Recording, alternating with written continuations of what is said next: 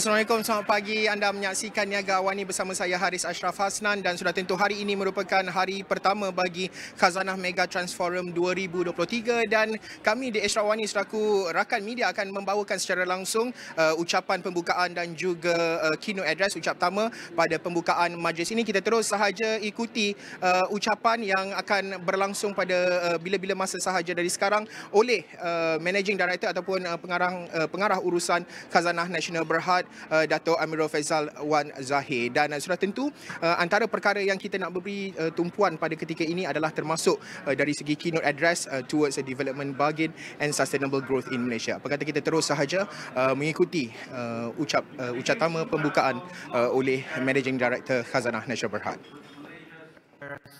Communities. And so the Khazanah Megatrends Forum was born, encompassing innovative and creative discussions about the forces shaping our world, and especially their impact on Malaysia. Now, after a pause due to COVID in 2020, we resumed KMF fully virtual in 2021, and I've since decided to adopt a hybrid format for KMF, which was well received last year. So for those of you joining online, a warm welcome to you too. Now, although a hybrid format, I'm pleased to say that for this year, we've received the highest number of physical attendance. Now, it does tell me that there is a strong momentum and engagement from our community wanting to gain knowledge and wanting to participate in advancing Malaysia. Over the years, KMF has discussed many pertinent topics: the complexities of development, artificial intelligence, our collective brain, efficiency, growth, geography, paradox, and so on. And in thinking about our themes for KMF, we do try to reflect on several things. Now, first, what's going on in the world? You know, it is, after all, a Megatrends Forum. And second, a sentiment of what's next and what is to come. We've done our best to make our way through a pandemic, geopolitical tensions, war in Ukraine, rising inflation, and a weakened global economy, and more. And I think we are starting to see some light at the end of the tunnel, or at least some optimism after some very difficult times. And as such, our theme will be our next episode. So I noticed some of you rap fans perhaps recognize the intro song just now. And yes, the theme does borrow the Dr. Dre and Snoop Dogg's title song, next episode. Thank you. But only the title, yeah? So I believe that our next episode theme is our conviction that we are now ready to move forward into whatever comes next. But at the same time, we must do it with purpose, with intention, and most of all, we must do it together. And hence, the second part of our theme, orchestrating a development bargain for sustainable growth. I'll do my best to summarize it here, but I also strongly encourage all of you to read the concept paper in its entirety, which you'll find the paper in our forum website. Prof Stefan Dercon, for the takeoff through growth and development, elites with power and influence in poor countries must be committed to growth and development and be willing to make economic and political choices that reflect this. Now, such elite bargain is a development bargain. But instead of me speaking to all of you about this particular topic, idea, to have someone far more qualified to share with all of you, and that is Professor Dercon himself, who will give the keynote address. So instead, perhaps I'll just share some reflections I had after reading Professor Dercon's book, which, in my view, is one of the most important books on economic development in recent history. Now, the first is that it is impossible to separate economics and politics anywhere in the world. After all, every policy has trade-offs that may benefit one group at the expense of another. Now, balancing those benefits and expense require both economic and political perspectives. We may often hear statements like, this economic policy is perfect, but you know lah, politics gets in the way. Right? But the reality is that economics and politics go hand in hand. In fact, when Adam Smith, often thought as the father of economics, or at least Western classical economics, when he wrote The Wealth of the Nations, economics at the time was called political economy. Now, the second reflection I have is on this idea that a development bargain is, in fact, a bargain. It means that various groups need to come to some agreement to move forward in some agreed-upon direction. So earlier this year, at the AVPN Global Conference, which was co-held by, with the Khazanah Forum, I made a point that the issues we collectively face are all incredibly complex. No single entity, however powerful or influential, can tackle issues by itself. It requires engaging a whole host of stakeholders, a bargain of sorts, be it local communities, government, or NGOs. Just imagine trying to tackle something like climate change, or food security, or economic development, but only with, say, just public policy, or just invested capital. It's just not possible. And as such, with stakeholders to make meaningful progress on complex issues. So taken together, this thesis of interconnectedness of politics and economics, as well as the need for stakeholders to form coalitions towards development, now it's a powerful one. But of course, choosing development over other objectives, such as, say, military might or extraction of resources, is still necessary. And that is where the need to orchestrate a development bargain towards sustainable growth comes in. Now, growth is a choice. And within that, sustainable growth is also a choice. Now, how do we orchestrate that? This, I think, will form the basis of much of our discussions over these 2 days. So, ladies and gentlemen, Khazanah's investment strategy is shaped by our overall strategic goal of advancing Malaysia. And in executing on this strategy, we must, among others, ensure value creation in our companies where we have large shareholdings, invest strategically in solving issues that Malaysia faces via our impact fund, or Dana Impact. Returns from our global investment operations, and to deliver societal value to our ultimate stakeholders, the Malaysian rakyat. In everything we do, we recognize that we are part of a broader ecosystem, and we are connected with others just as they are connected with us.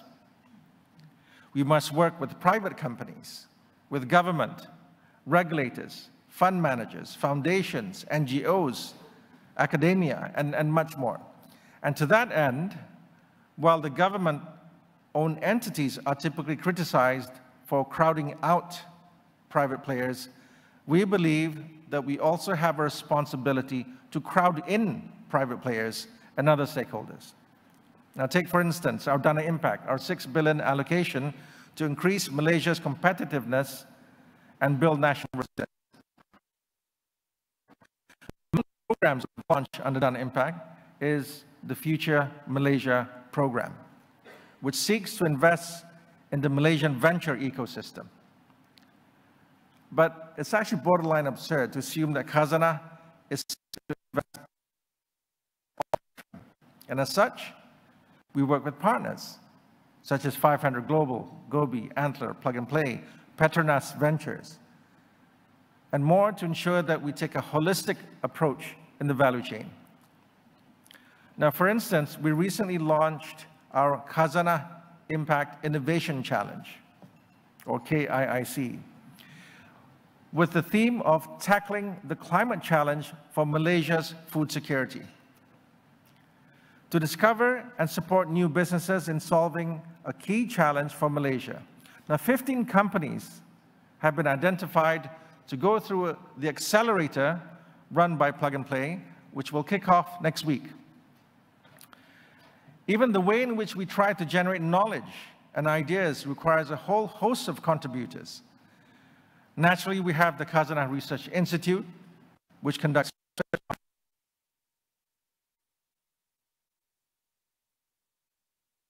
digital inclusion, wages, and more.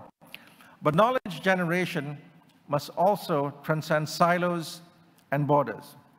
And last month, together with the World Economic Forum and Accenture, Khazanah and KRI launched a report entitled Mobilizing Investments for Clean Energy in Malaysia. So even the reason we're all here, the Khazanah Megatrends Forum, is multi-stakeholder. We don't just invite corporate folks, so we don't just invite policymakers or academics alone, or even civil society leaders. We want to bring everyone together. And indeed, especially with a more virtual platform, more accessible and inclusive. To deliberate on this year's theme, we have 29 distinguished speakers from a diverse spectrum of countries and backgrounds, with amazing stories, ideas, and insights to share. And as always, we try to be as holistic as possible in unpacking the theme. Our 4 established panel discussions will examine the theme from the perspectives of markets, firms, society, and people, supplemented by many other sessions.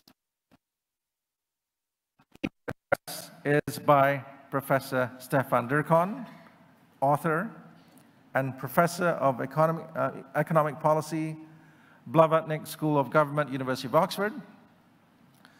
We will also be distributing Professor Dercon's books on a first-come, first-served basis for KMF participants. Now, it is a hugely insightful read, and I mean no hyperbole when, as I said earlier, it is one of the most important books on economic development in recent history. So please grab a copy. And we have 2 feature addresses by eminent individuals. Dr. Eric Lee, founder, Chengwei Capital and Guancha.cn. Senior partner and global leader of Quantum Black Labs, McKinsey and Company. And we have 2 special sessions, Malaysiana, specifically about initiatives by inspiring Malaysians, which should make us all proud. An unusual, fascinating innovation without borders, with a focus on science, technology, and sustainability. And we have altogether 3 fireside chats, and they are, first, a discussion about corporate innovation, which I'm sure will be lively and engaging, by C.Y. Lim, Group CEO of Yinson Holdings. A second, a conversation with Datuk Johan Merican, Secretary General of the Treasury, Dr. Nungsari Ahmad Radi, Committee Member, Advisory Committee to the Finance Minister, and Puan Nurul Izzah Anwar, the co-head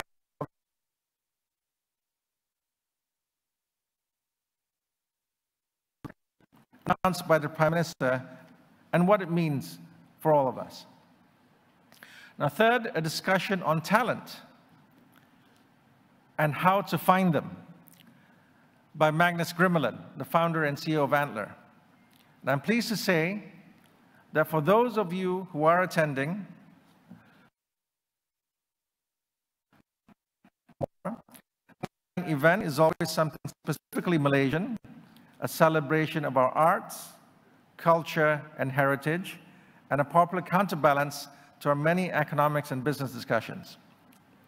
And finally, as part of our corporate sustainability targets, we will also be measuring the sustainability performance of this year's forum in accordance with ISO standards and other related metrics. So some of the areas that we will assess includes GHG emissions, energy consumption, and waste management. And I believe all of you who are present here, you would have been asked for your transport details when you were RSVP'd for KMF.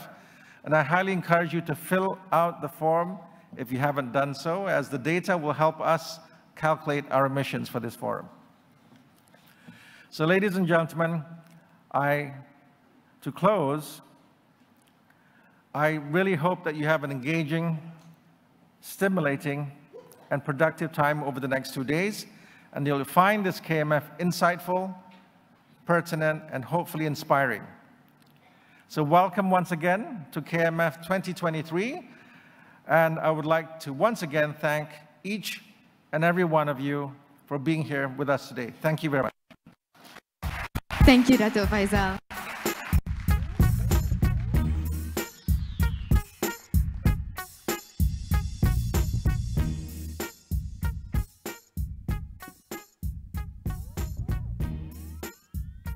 Ladies and gentlemen, starting our day strong, we now move on to our keynote address entitled Malaysia's Development Bargain, Can it be renewed or enhanced?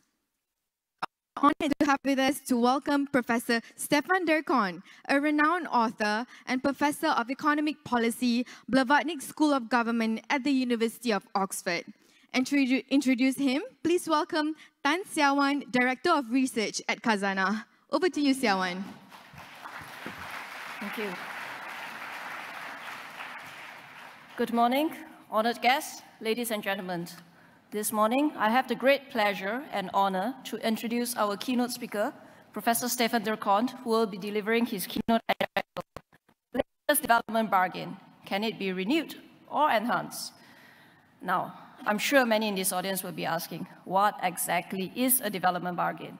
We did see this word in our KMF team for this year, orchestrating a development bargain for sustainable growth, the board behind me, and we hear it again in the title of this keynote address. So what exactly does it mean?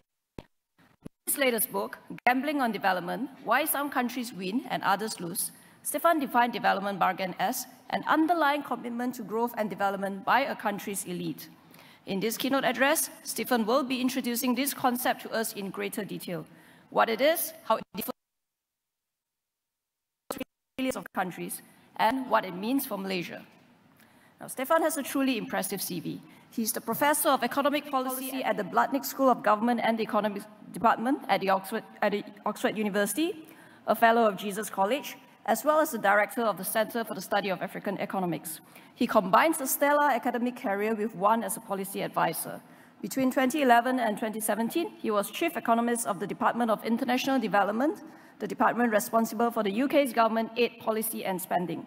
He also served as development policy advisor to successive foreign secretaries at the UK's Foreign, Commonwealth and Development Office between 2020 and 2022. Such was his contribution to this field that in 2018, the late Queen Elizabeth II awarded him as an honorary companion of the Most Distinguished Order of St. Michael and St. George for his services to economics and development. Now, Stefan's research interests focus on why some countries manage to grow, while others remain poor, and the role of history and politics in this. His latest book, Gambling on Development, Why Some Countries Win and Others Lose, draw on his academic and policy experience over 3 decades in more than 40 countries, and is one of the most insightful books in development economics that I've read in recent years, and I must admit, one of the very few that I managed to read in the end. And I'm sure many of you will agree with me that books on development economics are not always an easy read. Now, this book gives real-life examples on why some countries prosper while others fail, and the role of elites in reaching the development bargain to ensure that conditions are in place for growth. We have made copies of the book available, and I do highly encourage everybody to grab a copy and read it. Malaysia is at a transition point. Faced with both external and internal challenges, we urgently need a refreshed development bargain to ensure that we grow sustainably in a rapidly changing world. Let us welcome Stefan to tell us more about how we can achieve this. Over to you, Professor.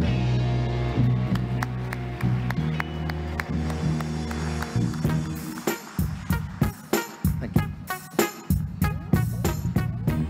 Okay. So, good morning. I think you first should lower your expectations a little bit. But I'm extremely grateful to be invited here. And I was wondering for a while why I was invited. I don't do research on Malaysia. I do research on a lot of countries and I do comparative work. I hope by the end of this I can persuade you that actually the organizers were right to see something quite crucial in here. It was already well summarized, and probably two things jumped out to you, and I will develop them further once I get now to the slides. But the first point is really, it's, you know, economics and politics are totally related. The gains we make from economic activity are conditioned by the way the politics around us operates. The way politics operates around us is also conditioned by the way gains are made from the economy. And I will try to persuade you to think that I've experienced it in fact. You know, I work not just as an academic, but also in the UK political system, as a civil servant, as an advisor, as a policy advisor, to a whole series of ministers. And if I tell you the last one I tried to advise was Liz Truss, you understand that politics and economics are linked together. I want to finally say, and people already say, you know, why do I talk about the elite? Well, it's partly because you're here, okay? I'm going to talk about you, but not because I want to give you some supernatural powers to change places. But actually, it's maybe a little bit more, almost a bit more a negative power. I think in countries that are successful, especially in countries that are not successful, the elite is crucial. And not successful is because elites have the power to stop things, to keep the status quo. And that's an important part of it. So it's not because I don't believe people don't have the power to try to change things. It's because elites have the powers to stop change from happening. And it's a bit where I want to talk to you about. So I talk around the title, you know, can it be renewed? Can it be enhanced here in Malaysia? But I will mainly spend my time to try to explain the idea and how it may actually, or how the organizers may have been totally right to actually think there is an issue here as well that we need to start thinking about and to actually enhance and renew the development bargain. By the way, a lot of it, what I will say about Malaysia is going to be very positive, okay? Don't you worry, there's a lot of positive things. And I didn't have it in my book because actually there's quite a lot of positive things to be said. But it doesn't mean this renewal is important. And that's what I will want to come to at the end. So let me give you quickly some facts here. So, you know, in my book, as I said, I don't write about Malaysia. I write about a series of countries that, especially in the last decades, 3-4 decades, which is a period of dramatic change in the world economy, we're actually very fast growth of middle-income countries. And on average, middle-income countries grew by about 3.5% since 1990, in per capita terms, so taking into account population growth. And then you know the winners, you know, some of them are there, you know, China, India started taking off, Bangladesh, you know, typecast by Henry Kissinger in 1980 as a basket case, is becoming one of the fastest growing economies and really excelling also in development progress. We have places like Indonesia, of course, but also you get other ones that you may not realize, like Ghana or Ethiopia on the in the African region, that there are places that begin to do it. But there's also losers.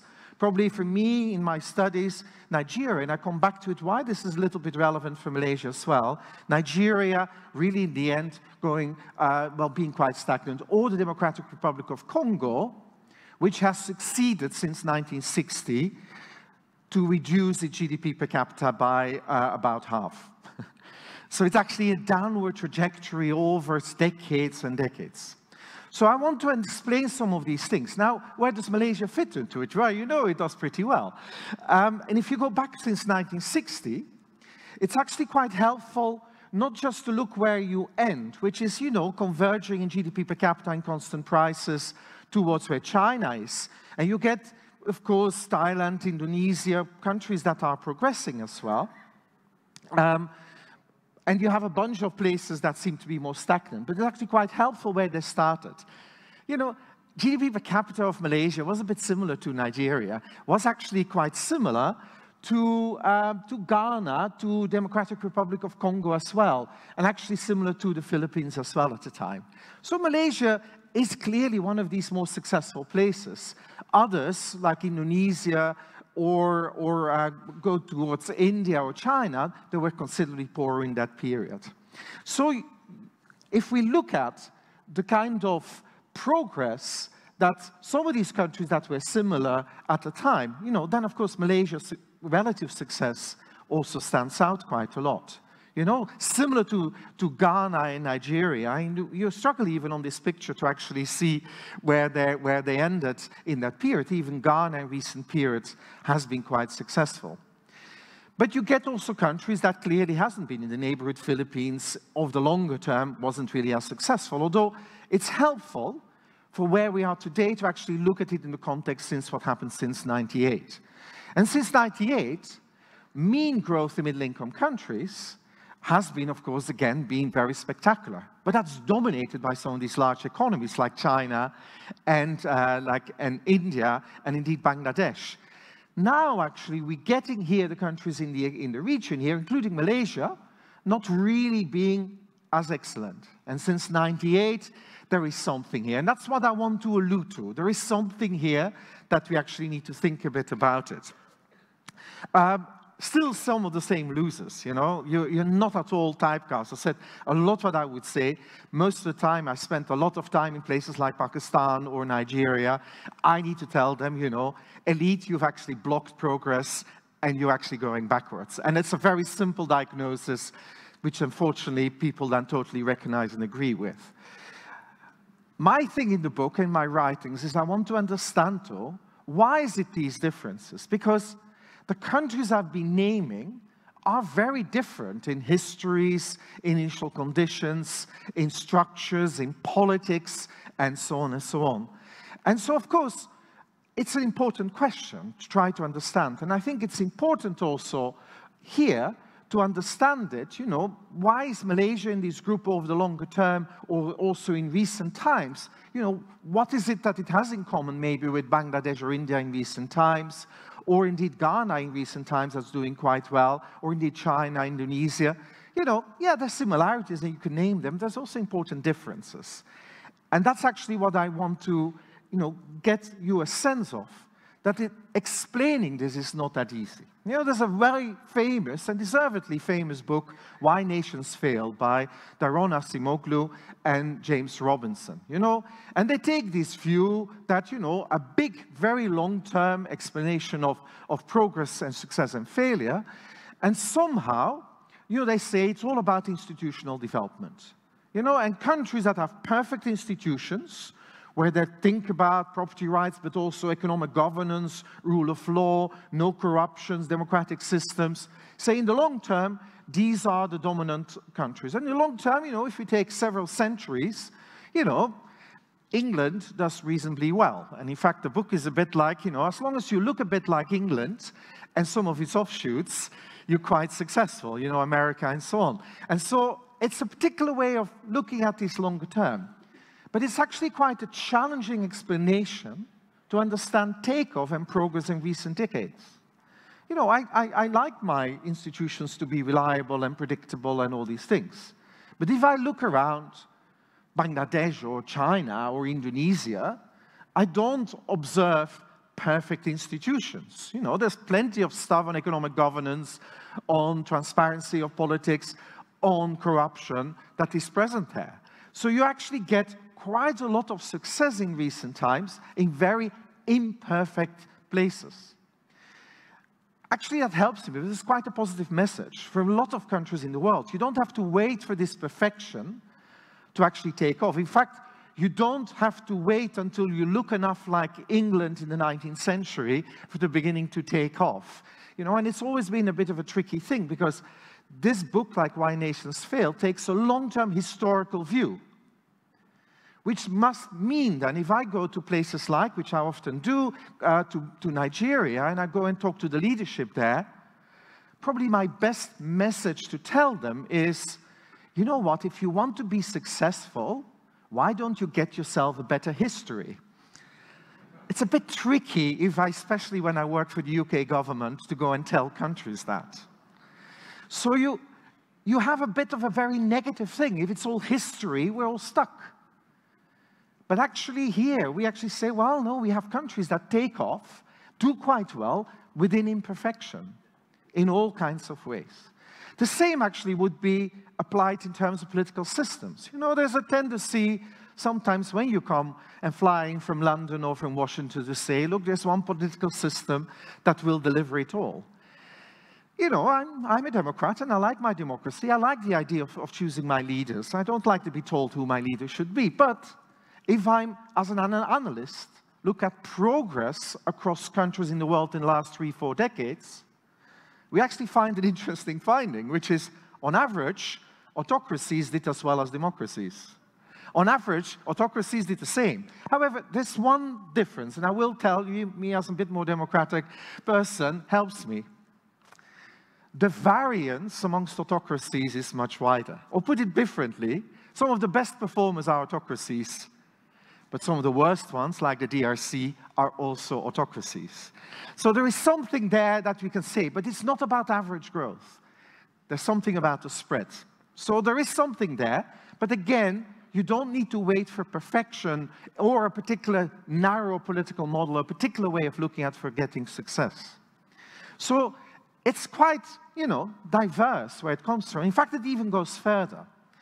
The World Bank, with a lot of other support from other donors, about 15 years ago, brought together some of arguably the best minds in growth and thinking about growth. You know, one of the main people was Robert Solow, one of the fathers of growth theory, if anyone who's had to do a bit of economics courses, but also people like Michael Spence, a Nobel Prize winner as well, and he was chairing this commission. And they looked at countries that over a very long period, 50 years, had actually been successful in growth. And they were looking at what do they have in common. For them to have to conclude in terms of economic policies, and Robert Solow famously said that, you know, yes, I've spent my life working on growth, and I look at places like Bangladesh and so on, and what do I tell them? Well, the best I can say, we know the ingredients of growth, but we don't know the recipe. There is no single recipe for success. Now, it's again, that's a positive story. And that's also what we see. Countries found within their own constraints, and of course that's where politics and structures will come into, they found ways of actually finding the economic policy environment that then helps them to make progress in a particular way. So, you know, it's not just simply the system, but probably what you do with it in politics. It's also not simply the institutions, but finding ways of actually making it work within the imperfection. And then actually in policies, there's actually quite a lot of choice possible. You know, the chairman, I was delighted to hear him say growth is a choice. Actually, this is what we mean by growth is a choice. You know, within your imperfections, there are paths that every country can find to progress, very different places. Of course, there is a set within that choice that will spell disaster. Can't I help it, just say the name Liz Truss again. But you know, there are things, policy choices, that actually will not help you to progress.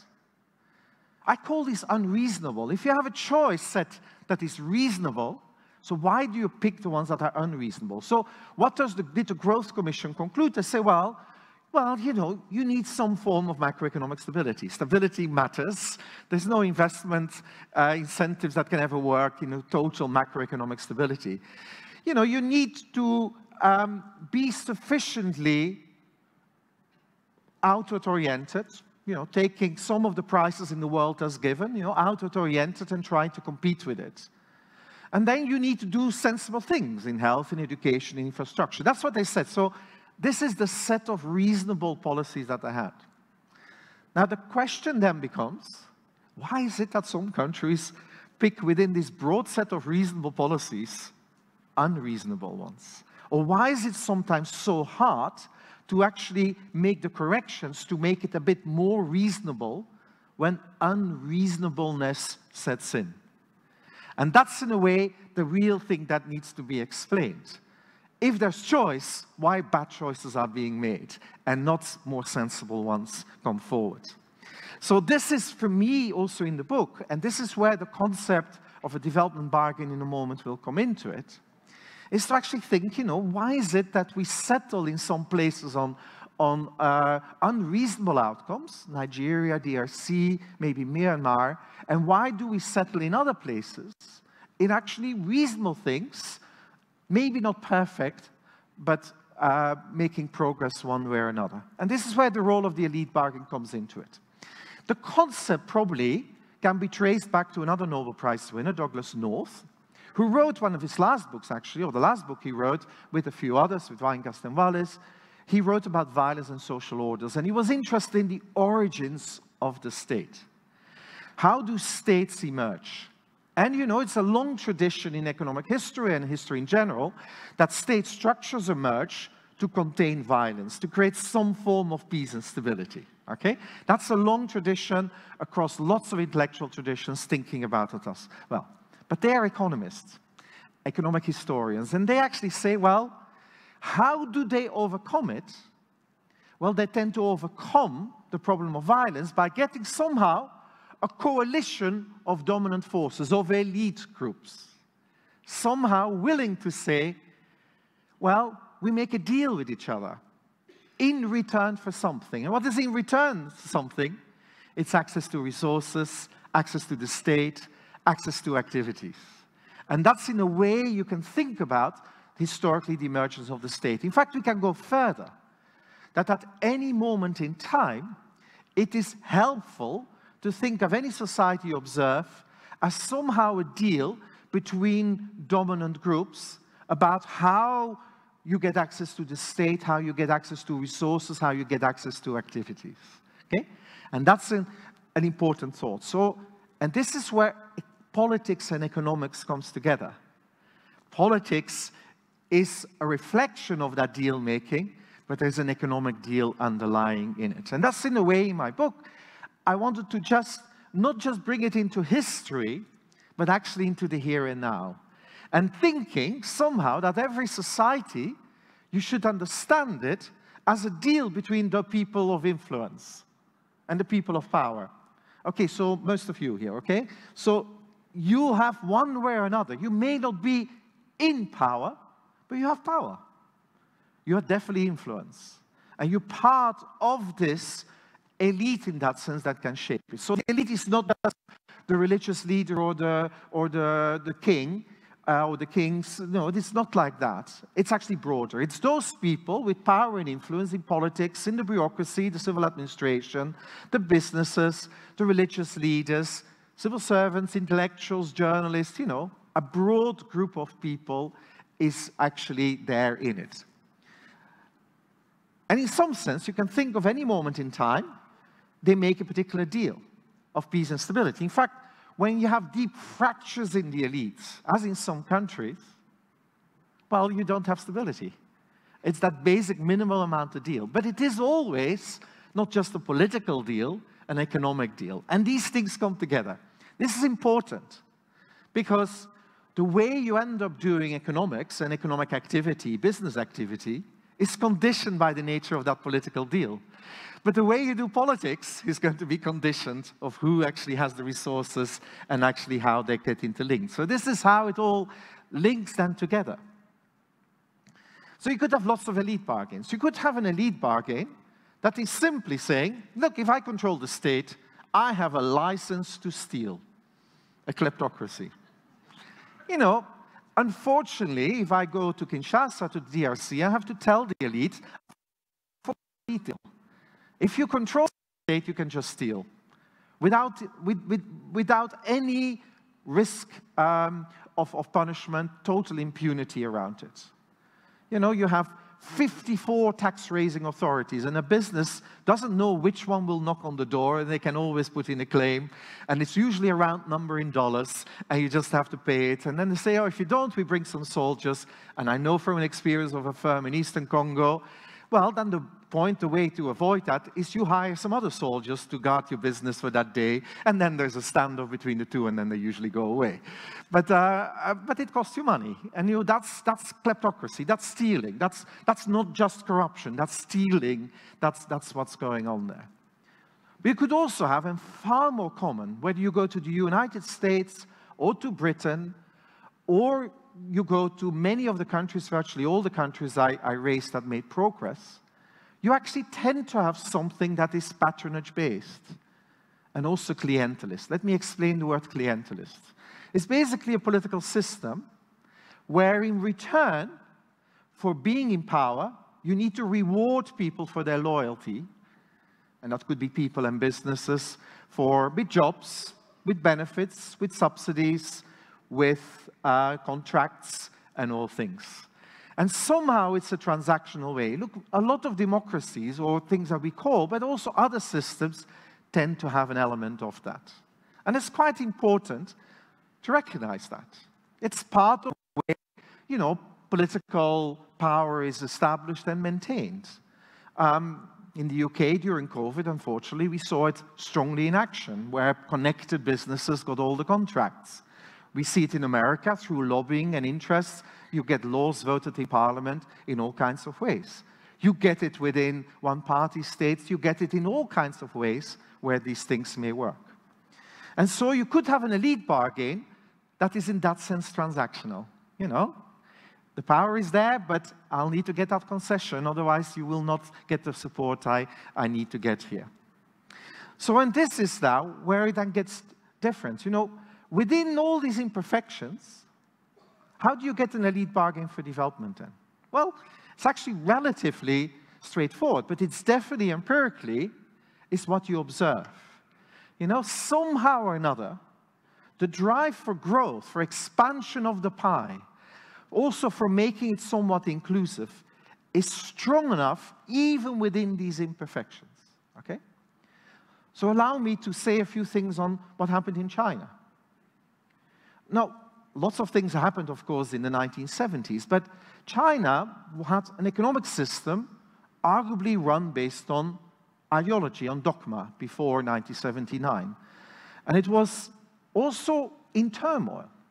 You know, after Cultural Revolution, the death of Mao, the Gang of Four, you know, I'm old enough to, at least from where I was sitting, people would say, will China survive or not? But the way to think about it is that within the party, Deng Xiaoping, but many others as well, brokered a deal, formed a dominant coalition to actually go around the way they were operating in politics and the economy in a different way. And an interesting way, actually to make it, rather than making an economy based on patronage, making an economy based on pragmatism. Doesn't matter whether the cat is white or black, as long as it catches mice. And actually, also, not so much just because, forgive me to put it like this, everybody loved deeply the people and so on. It was also important to keep power. It was important to keep power, to have legitimacy towards the population. So it was about growth, expanding the power of the nation, and also a lot to do with food security. And so this expansion is actually a bit like, you know, we actually get a coalition where within all the ways we are going about within our own context, growth and development are a central part of how we progress. It's essentially an elite bargain within the party for growth and development. Now, India, it's totally different. There you had an elite bargain for the economy with huge controls and rents, you know, the license Raj, as they used to call it. Actually, a lot of pressure saying, look, you know, this doesn't grow the pie. This is actually just status quo. This is distribution amongst people with influence and power and connection to the state. So actually it took a long time in the 1980s, all the way to Manmohan Singh as finance minister, being able to push through, on the back of a crisis, a balance of payments crisis, to actually push through liberalization. He was confident from day one that this would stick. Everybody else was worried about it. He made these speeches, which were fascinating to read. It took them well into the 1990s before all political parties began to embrace it. BJP, I think it was 96, that actually it was more or less agreeing with it, having done the reforms in 91. And of course now, politics is fought around growth and progress, and not just about the kind of system as we had, with all its imperfection. Bangladesh similarly, mid-1970s turmoil, independence war, a famine in the 1970s, political violence, two political families that really, forgive me to put it like this, hate each other's guts, and really fighting it out. Within this, getting an element of consensus going on. In the 1980s and 90s, having been called a basket case, you get an emergence of a garment industry, you get an emergence of civil society with NGOs delivering incredible organizations like BRAC, development programs. You're getting actually an implicit consensus, even though politics is fractured, making progress. And we can continue. You know, the phases in Indonesia, first in the 1970s, getting Japanese investment in Indonesia, and then after 98, the changes, the deepening of the political deal as well. That's where it contrasts with these other places. The deal stuck to status quo and no change. Of course, this is where I put Malaysia, is that actually historically, you somehow or another, with all its imperfection, managed to settle on a development bargain in these early phases. And this is where I will now for a moment develop it further. But you can't just say, it's not about the leader saying, I want development. You know, every leader basically will stand up in New York in the General Assembly and say, I'm totally committed to development, I'm totally committed to the Sustainable Development Goals and whatever. It's not just words. You know, you have to actually understand why would they actually do it in the first instance, and then what would they do. So why would the elite move towards these kind of objectives? Well, we would hope they do it out of conviction, and conviction politics still exists. It's not always the case. I think it's a lot to do, often with, in many countries, it came about out of seeking legitimacy as well. I would say in China or in Indonesia, it had a lot to do in the early phases with legitimacy. We need to actually do progress in growth, allow new firms to come in, new businesses, get the people to benefit more. It's part of it. Of course, you would say, why don't you do it? The pie gets bigger. If I'm interested in patronage and lining my pockets to some extent, when the pie is bigger with growth, why wouldn't I do it? And this is where the book was called Gambling on Development.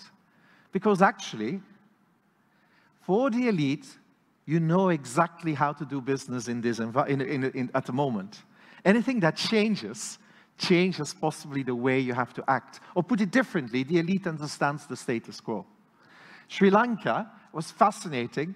Once they now had to start doing some reforms after, you know, the crisis and the whole thing, and suddenly they had to start, business had to start paying taxes because tax to GDP ratio had to drop dramatically or whatever. And it was fascinating to talk to a business leader and say, gosh, it's really difficult for us now because we used to know how to do business in Sri Lanka, and now actually there is change. And so this is the kind of thing you allude to. This is a gamble for us as well, because some elite players will lose, and new elite players will emerge with growth and development. When you get an educated population, there will be other demands, and it's challenging the status quo. The status quo is the power of the elite. Okay. And then, it cannot just be words. It has to be underlying also a real commitment to peace and stability, but there's more to that. The state, within different countries, will play a bigger or a smaller role. Actually, the more I look at it, I can't say in general whether you want to have a small state or a big state. If I have a state that for thousands of years or so, or definitely for more than a millennium, had actually very centralized state with central tax raising powers, with meritocratic bureaucracy, like China, like Korea, like Japan, state-led development probably will work. If I go to a state that actually has a very early history of state formation and coming out of maybe colonial times, not like that, like a Bangladesh, it's going to be much harder to do state-led development because you don't really have that state that's built up. For me, the most important thing is know what state you have, how well your state can do. I call it a self-aware state that knows what to do in the circumstances, but also knows what not to do. The progress in Bangladesh, to a large extent in the 1980s, had to do with the state becoming somewhat less ambitious and actually withdrew. While in other countries, the state keeping the lead was part of the success. Self-awareness is important. And then finally, you have to be willing to learn. And learning typically is through forms of accountability. External accountability through the political system, or internal accountability. Definitely, as it was done, the governance reforms in China in the late 1970s, early 80s, had a lot to do with making internal accountability count. And that's how you should think about it, you know, a civil service, party leaders being held to account, you know, and that actually is then ways. You need to be able to learn. Okay, let me then, last 5 minutes, 10 minutes, tell you my initial thoughts on Malaysia that you can disagree with. So where are you now? So I built this up, and where are we now? Well, remember, it's about, think of a state as a bargain between those with power and influence. Okay? Many of you here. And basically, it's broad. You know, it's not just politicians, and then the business community is something else. It's all intertwined. I'm sorry, it's all intertwined. You know, often you get the private sector that the politics deserves. You get the politics that is deserved by the economy, and so on. So these things are linked. So what is that dominant coalition here? What does the deal look like? Now, in a very simplified way, I would say, look, I can recognize already two faces, and I'm hoping for a third one. In line also what the organizers were thinking about here. So there's two phases, I would say, you know, up to the Asian financial crisis, and then what came afterwards, which is since 1998, with 2018 clearly an important moment as well, up to now. And then the question is really, can you get a third phase here? And that's really where the question is. So let me simply summarize it, and forgive me, I'm blunt, okay? I will say it as I think it is. You have a political deal. Let me not go too deeply in it, but it's an interesting one based on race and religions included on it. It's a particular political deal, okay? It works, by the way, and it has worked. But it's, you know, not easily seen as, you know, is that the only one could have? But it's there. You have an economic deal that I would say, since 1960s, has become deeply clientelist and patronage-based. Actually, the politics requires it. The politics required to do this and to keep maybe the stability. And I can understand it. A lot of capitalism based on ownership of land, land-based capitalism, plantation agricultures, all these kind of things, real estate in later times. And then extensive rent distribution happens in the economy. You know, state-owned enterprises, they're just part of the rent system. They're not necessarily, nobody will ever say they are necessarily, in all their cases, the most efficient way of organizing the factors of production. But they're part of the system. And it's very hard to do it. The ideas of concessions and contracts to friendly partners, it's there. Of course, there is space for the multinationals. And it's really important that actually, you know, you have a thriving export-oriented industry as well. That is on the frontier of doing it. And you know, that's part of it. You know, if you think of one of these conditions with macro stability combined with a sufficient outward orientation, it's part of a development bargain, and it works. It has worked quite well. Is it inclusive for the people? Well, it's still a form of rent distribution. This is not a sophisticated inclusive economy, by the way. This is a lot to do through subsidies, benefits, and so on. And then there's a national narrative that has held it together. And it's complicated, but quite effective, okay? And I think these are these ingredients. You know, there's a politics and economics. It somehow has worked very well. So despite the imperfections, I think, you know, if I had to write a new chapter and say this is a country that definitely had a development bargain that was quite strong and made a lot of progress in that. Sufficient growth incentives. So this was not just the status quo, there was enough incentive to grow the pie, which is the key part here. Where are we then now? Well, you know, it's still essentially a similar political deal. It's not necessarily, you know, totally inclusive, but it's definitely more open, okay? There's definitely more open, there's more forces, it creates risks, you know? There's new vested interests that become stronger and make the politics more complicated. I don't think I have to explain that the politics is complicated here. The economic deal, you know, with an economy that grows and gets increasingly more complex, that's where the challenge now lies. The politics required that clientelist, patronage-based economy, but actually, it gets more expensive. Patronage increasingly becomes more expensive. There's efficiency losses. You get the state-owned enterprises. You have multinationals, but actually the linkages are not that strong with the export-oriented businesses.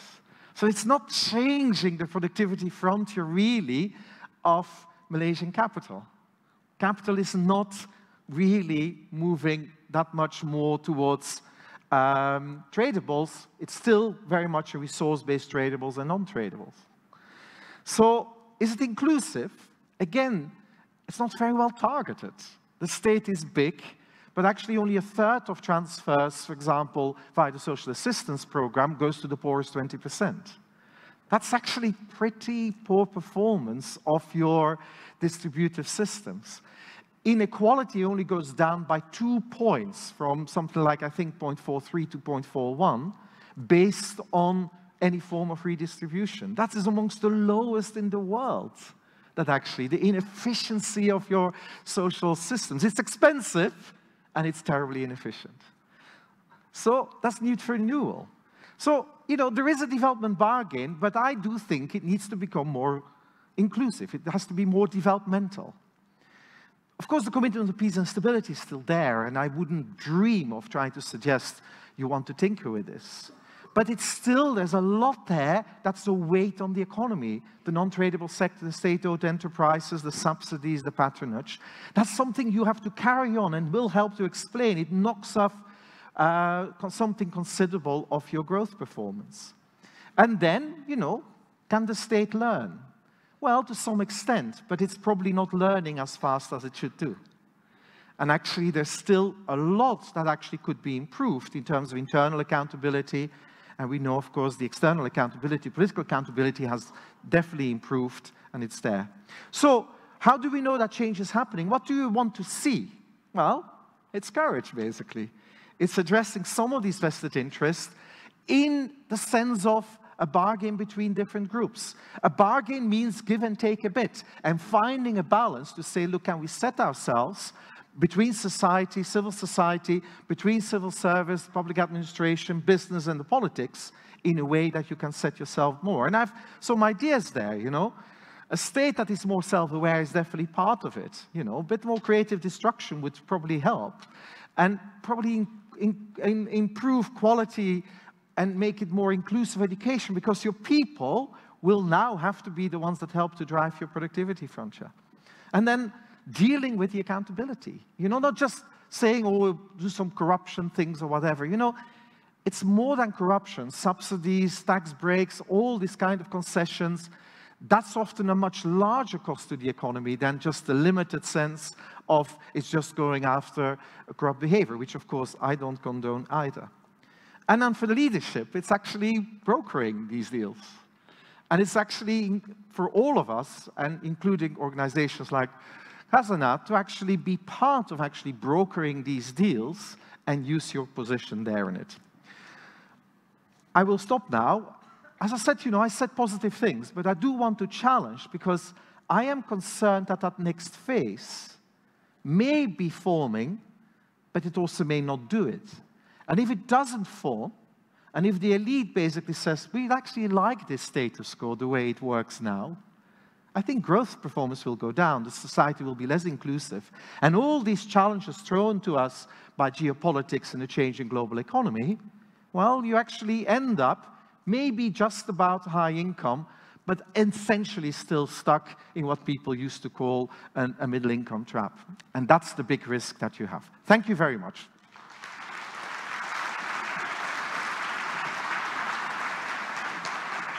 Okay.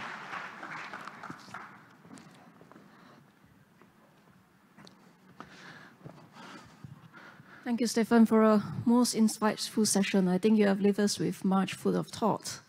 And after this very insightful session, I think the audience here must be, dying to ask you some questions. If we can take some questions on the floor. Sir, the gentleman over here.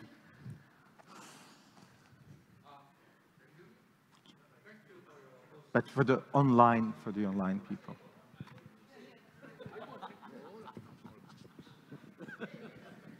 Hello. Thank you, Professor, for a most stimulating and challenging talk. My name is Chu Seng Kong from Zico. I'm part of the advisors to the elite for 4 prime ministers over the years.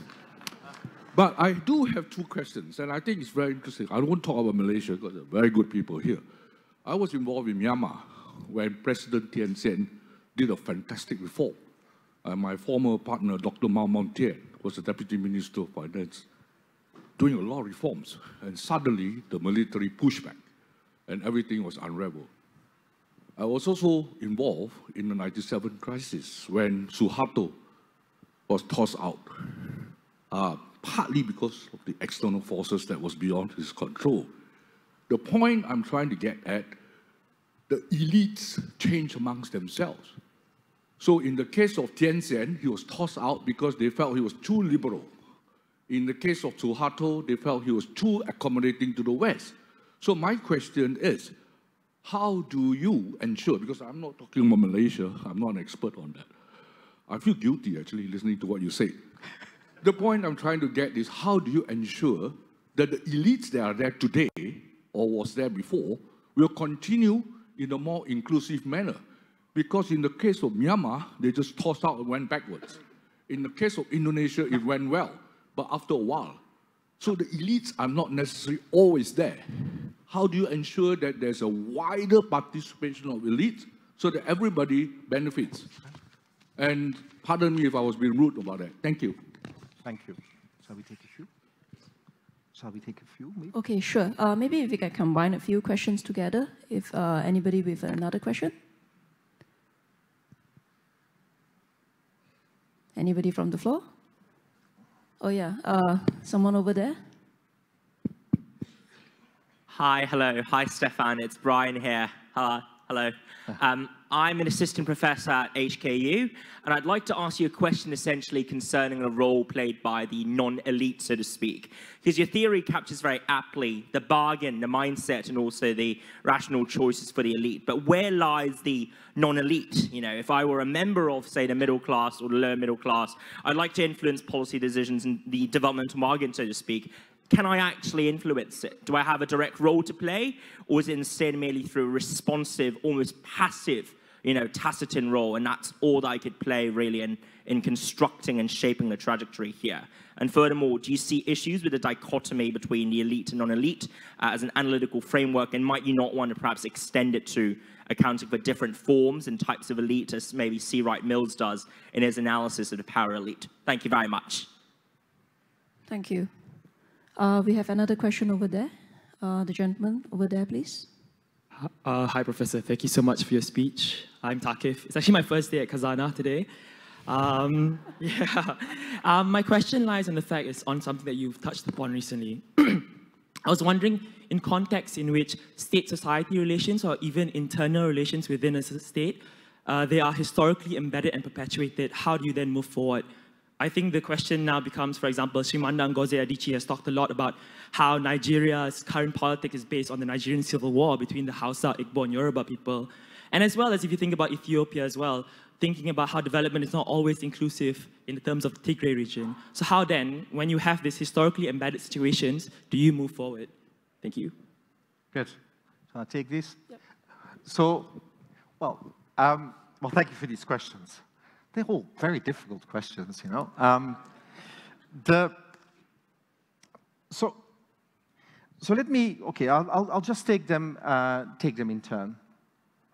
So the first thing is that, you know, it's a risky business trying to reform a system. It's a risky business trying to actually progress to that next stage, as indeed you're referring to Myanmar and you refer to President Suharto as well.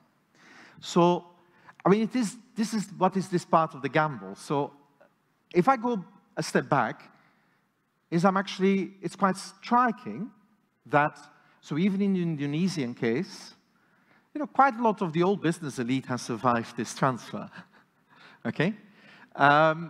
In Myanmar, of course, even though when the liberal reforms were happening, there was very little attempt to actually change anything to do with the structure that the military was controlling as well. And actually, when they felt threatened, put it slightly differently, that part of the elite, even though they were not necessarily fully in power, their power was there and they flexed their muscle. And this is where it becomes really, okay, let me be honest, murky. This is why it's a deal, you know? And one of the things, indeed, I've been working with former advisors of the former prime minister in Myanmar and actually thinking about it, what could we have done differently?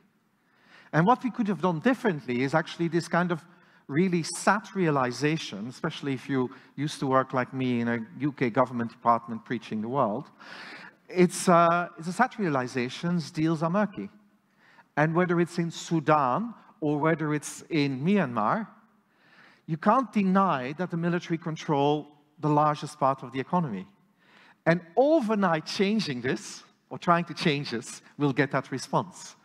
So this is a bit like where there's a elite bargain is murky. It's not pretty. You know, I'm not a fan of the elite. I'm very sorry for some of you. But I'm not a fan of it in saying that I think, oh, there's just enlightened in general. It's a realpolitik that we need to accommodate and know how to deal with it. And so in Myanmar, arguably you could say, by doing really great policies, they forgot the politics. And so they forgot who actually has the economic power. And so this is again it.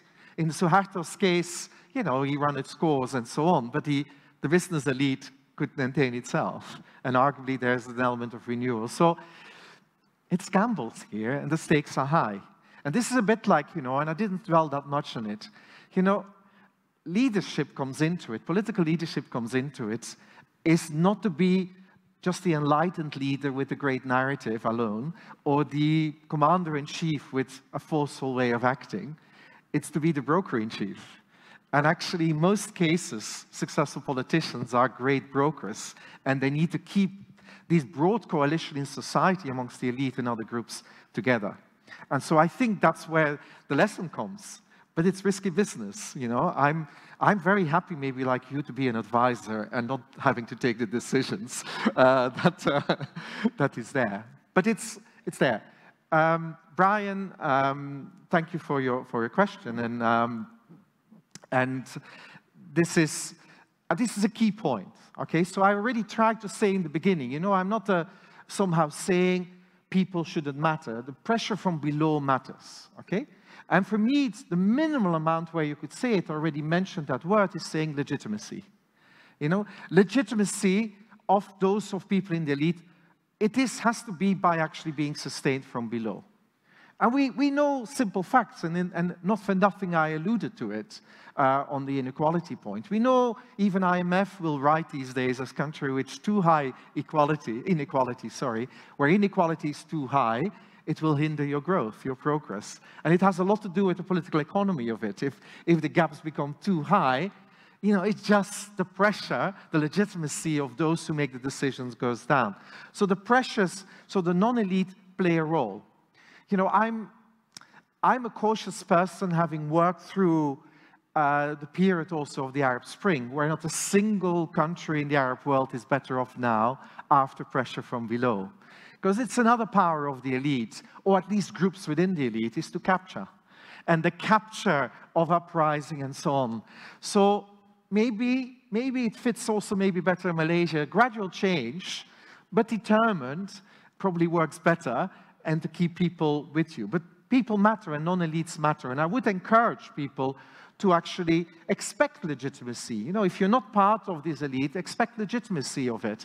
Expect actually there. And this is a big role of civil societies in a lot of countries, that actually they bring accountability, they enforce external and internal accountability, and force the state to learn and to better. And I've seen this definitely in countries I've worked more intensively, like in Ghana or Kenya, that they've been big part of making politics more responsible for delivery for people rather than for token measures and patronage. And then the final thing is that, I mean, we could speak for a very long time about it, but what you touch upon is somehow there are specific kind of constrained structural features, specificities about countries. And I think that's important. What I don't want to do is to say, a bit like why nations fail, history is everything. Actually, you need to be able not to just simply say Chinese history is like this, but you have to explain 1979. You have to explain the fall of Suharto in Indonesia. You have to explain maybe 2018 here. You need to explain moments of inflection points. An economic historian from Princeton put it very simply, and that helps me a lot. And he said, you know, when I look at the longer term and actually the success of nations today, probably 50% is history, 50% is agency. And I want to put that agency factor there. It's how people act today and interact and make the new deals and interactions, smaller and larger parts of the elite bargain, is what actually will determine the change. Not just structural factors that seem far away from yourself or actually unchangeable. Thank you. Thank you, Stefan. And that was very impressive. And with this, it is the people today that will decide how we want to change. And on that note, thank you very much, Stefan. And we can put our hands together to thank him again. Okay. Thank you. Thank you. Thank you. Thank you, Professor Stefan and Siawan. Can we have both of you step forward for a photograph, please?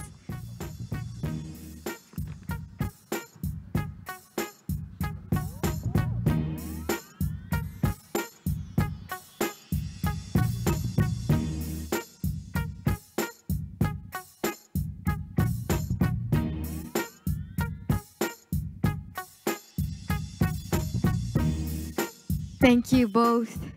Ladies and gentlemen, you may scan the QR code on screen to rate this session.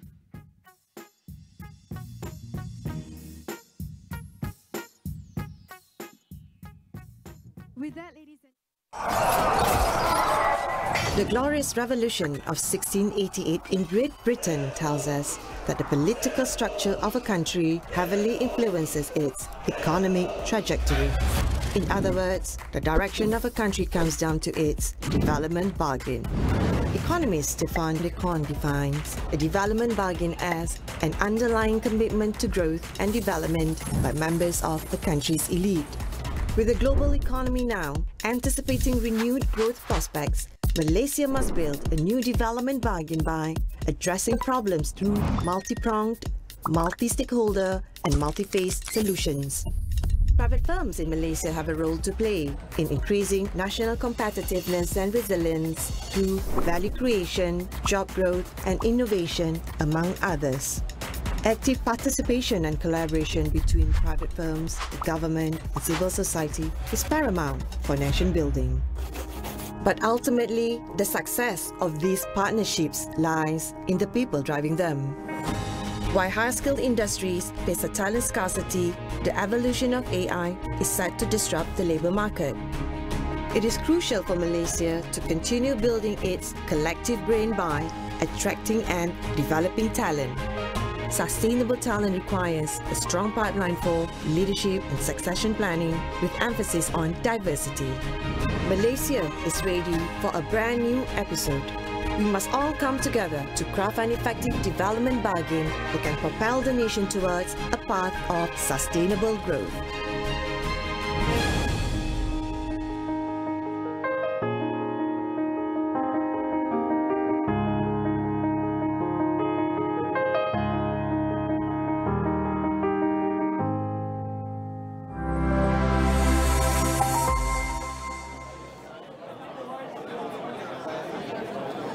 Okey, baiklah, itu dia tadi kita telah pun menyaksikan pembukaan bagi Khazanah Megatrends Forum 2023. Dua ucapan telah pun kita saksikan. Pertamanya adalah ucapan oleh Datuk Amirul Feisal Wan Zahir yang merupakan Pengarah Urusan Khazanah Nasional Berhad yang menyampaikan ucapan pembukaan dan juga ataupun disebut sebagai pendahuluan kepada forum ini yang bertemakan Our Next Episode Orchestrating a Development Bargain for Sustainable Growth. Itu perkara yang pertama yang dinyatakan oleh Datuk Amirul Feisal. Kalau boleh saya quote ataupun kita recap kembali sedikit apa yang dinyatakan oleh beliau dalam ucapan pembukaan tadi adalah termasuk untuk meneliti ataupun perkara apa yang dinyatakan di sebalik tema Our Next Episode. Sudah tentu kalau kita menyebut berkenaan dengan next episode ini adalah apakah langkah seterusnya ke hadapan, apakah selepas ini, apa lagi yang perlu dilakukan. Dan sudah tentu kalau kita meneliti kepada tema terasnya yang disebut sebagai Orchestrating a Development Bargain for Sustainable Growth, ini merupakan satu perkara yang cukup besar. Mungkin orang ramai sukar untuk jelas dan juga faham apakah bentuk pembangunan yang perlu ditelitikan, terutama dari segi melihat kepada pembangunan yang lestari. Ini perkara-perkara yang akan diperincikan sepanjang 2 hari Khazanah Megatrends Forum KMF 2023 yang berlangsung di Hotel Mandarin Oriental Kuala Lumpur ini. Okey, kalau kita nak meneliti ataupun melihat kepada beberapa perkara-perkara yang lain ataupun apa yang dinyatakan oleh beliau, termasuklah dari segi kerjasama, melihat kepada apa lagi yang boleh dilakukan oleh Khazanah dan juga pembangunan secara keseluruhannya.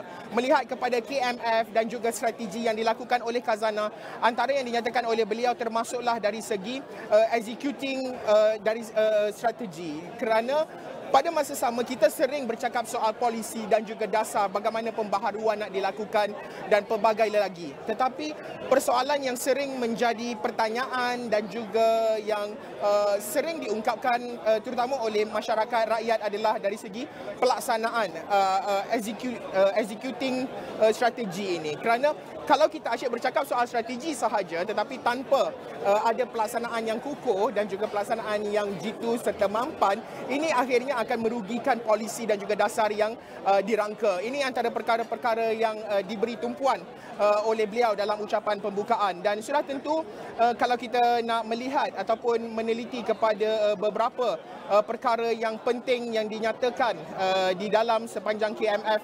2023, termasuklah ucapan oleh Prof Stefan Dercon yang merupakan penulis dan juga Profesor Polisi Ekonomi dari Blavatnik School of Government, University of Oxford, yang menyampaikan ucapan beliau bertajuk Malaysia's Development Bargain, Can It Be Renewed and Enhanced? Ini perkara yang cukup menarik untuk kita telitikan, dan kalau ini antara perkara-perkara yang akan saya bawakan sepanjang 2 hari ini, melihat kepada ucapan pembukaan serta sesi-sesi yang akan berlangsung. Okey, bercakap soal sesi-sesi yang akan berlangsung, selepas ini semuanya adalah closed door. Okey, semua sesi adalah secara tertutup, dan kalau kita akan menyaksikan pada sekitar 10.35, kita akan menyaksikan course session 1, Macro and Markets. Kita akan teliti beberapa perkara dari segi trend ekonomi, apa yang berlaku di peringkat Eropah maupun di peringkat global, bagaimana external factors yang memberi impak yang besar kepada Malaysia,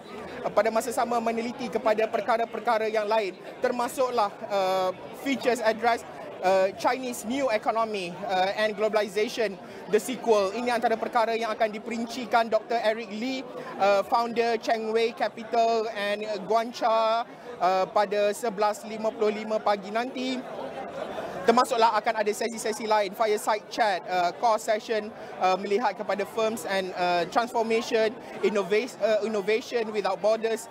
Ini perkara-perkara yang harus kita perincikan sepanjang tempoh 2 hari ini. Banyak lagi perkara berkait dengan KMF 2023 ini akan saya bawakan selepas ini. Kita nak memperincikan juga pada hari kedua, iaitu esok kita akan menyaksikan, ini cukup menarik, pada 9.30 pagi esok, fireside chat berkenaan dengan ekonomi madani. Apa itu? Apa yang akan dilakukan? Datuk Johan Mahmud Merican, Dr. Nong Sari Ahmad Radi, Nurul Izzah Anwar dan juga yang dikendalikan oleh moderator Datuk Muhammad Nasri Salihuddin juga akan berterusan selama 1 jam, 9.30 pagi hingga 10.30 pagi esok. Dan esok 9 pagi saya akan mula bersiaran di sini selama 30 minit untuk kita bawakan, meletakkan satu penanda aras yang baru kepada perbincangan forum sepanjang 2 hari ini. Okey, baik, kita nak meneliti apa lagi yang boleh akan dilakukan ataupun apa antara fokus utama, termasuklah esok Perdana Menteri Datuk Seri Anwar Ibrahim akan menutup forum ini sekitar jam 6.30 petang, dan sudah tentu kita akan terus membawakan perkembangan lanjut dari semasa ke semasa. Untuk waktu ini saya nak membawakan sedikit perkembangan tempatan.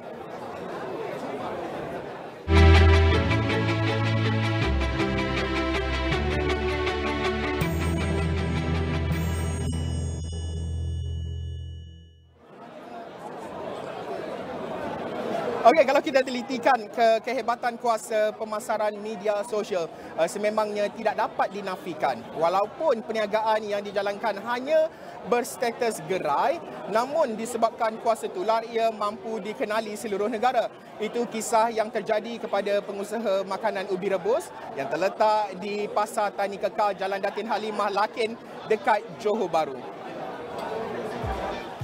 Latifah Abdul Jalil, 63 tahun, tidak menyangka tapak yang disewa di bawah pengurusan Lembaga Pemasaran Pertanian Persekutuan Fama ini diserbu orang ramai. Ia ibarat menggamit memori kepada mereka yang rindukan keenakan ubi rebus empuk yang dicicah bersama sambal tumis hijau. Sejak tular di aplikasi TikTok pada penghujung Ogos, jualan ubi rebus dan makanan sampingan lain yang dibuat warga emas itu seperti lempeng dan jemput-jemput laris berlipat kali ganda. Jika sebelum ini perusahaan yang dijalankan bersama anak dan adik-beradik Latifah hanya menggunakan 8 kg ubi sehari, namun kini ubi digunakan antara 80 hingga 120 kg sehari. Latifah berkata dia tidak menyangka makanan hidangannya menjadi tular kerana telah menjalankan perniagaan itu hampir 20 tahun lalu. Hidangan yang disertakan dengan ikan masin gelama ini ternyata memikat selera bukan sahaja orang Johor tetapi pelanggan dari Selangor dan Singapura pada hujung minggu. Istimewa sama makcik tu rasanya sambal hijau. Yang buat istimewa ubi makcik tu. Lagi betul tu ubi ni kita nak cari yang lembut. Tak nak kadang-kadang ubi banyak jenis. Kadang takut keras, dia tak kempuk ubi tu. Sebenarnya anak-anak makcik yang cakap, makcik yang orang tua pandai, media-media ni tak pandai kan. Tapi dia orang lah terang kata, mama punya viral cakap, mama tak faham. Dia cakap macam tu kan dia. Mama tak faham, dia cakap. Dia kata, mama kena jagalah, dia kata macam tu. Kena jaga prestasi mama, kualiti mama kena jaga. Jangan lari rasa apa semua. Makcik boleh buat macam tu je lah. Sejak viral ni itulah daripada 7 kilo sampai ke 80 ke 120 kilo sehari. Ya, waktu pack tu macam hari Jumaat, Sabtu, Ahad. Tapi sekarang sebab viral ni tak sentiasa penuh. Sentiasa pelanggan masih datang lagi. Bercerita lanjut, Latifah berkata penyediaan mengopek ubi dilakukan seawal jam 3 petang dan direndam selama 5 jam. Selepas dibasuh, ia akan direbus kira-kira 4 jam bermula pukul 1 pagi. Dia mengakui kenaikan harga ubi juga menjadi cabaran utama. Memulakan perniagaan ubi rebus sejak 2004, ketika itu harga ubi mentah hanya RM1 sekilogram. Namun kini harganya mencecah RM2.80 sekilogram. Latifah percaya rezeki ada di mana-mana asalkan terus berusaha. Kini bidang sosial ubi rebusnya diurus oleh anak-anak yang lebih arif dalam bidang itu.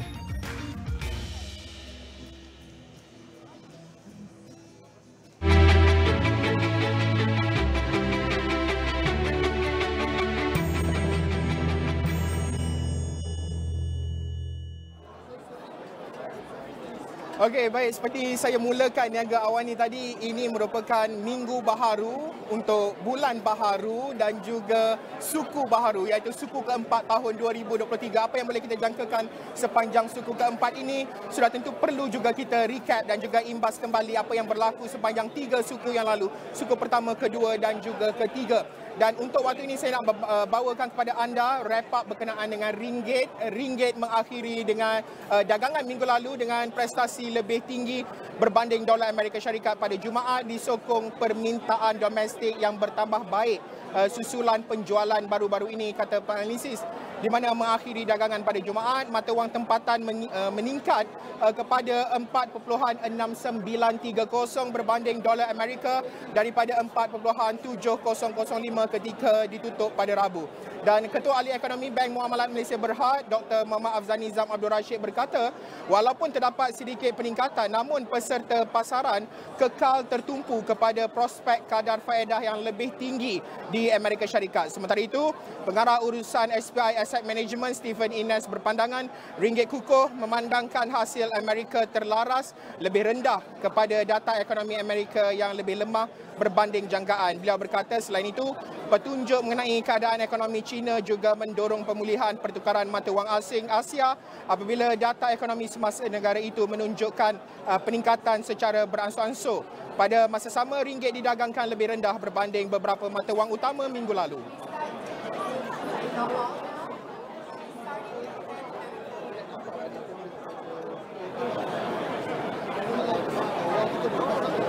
Okey, baik, seterusnya kita nak melihat kepada bursa kontrak hadapan FTSE Bursa Malaysia KLCI.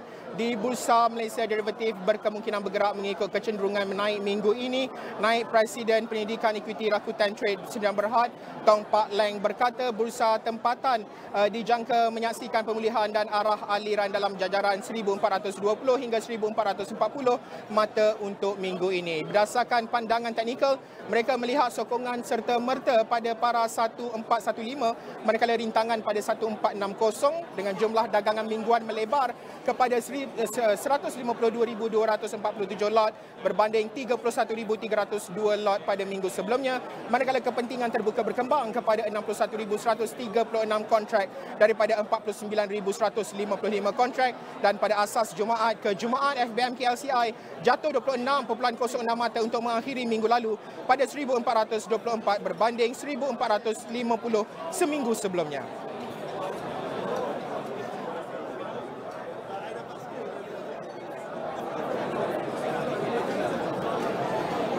Okey, baik.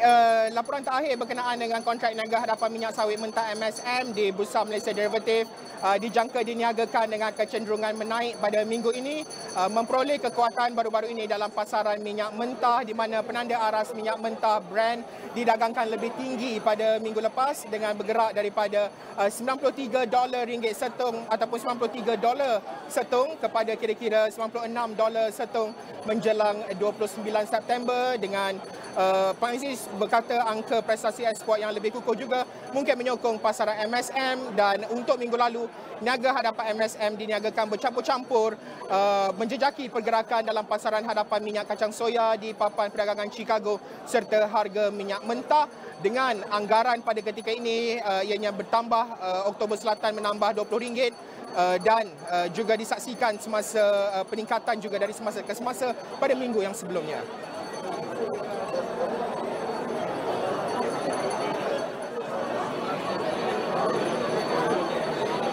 Okey, baik, sekian sahaja Niaga Awani langsung dari Mandarin Oriental Hotel Kuala Lumpur bersempena dengan Khazanah Megatrends Forum. Esok saya akan terus bersiaran dari sini jam 9 pagi. Kekalkan bersama dengan Niaga Awani. Assalamualaikum, salam hormat.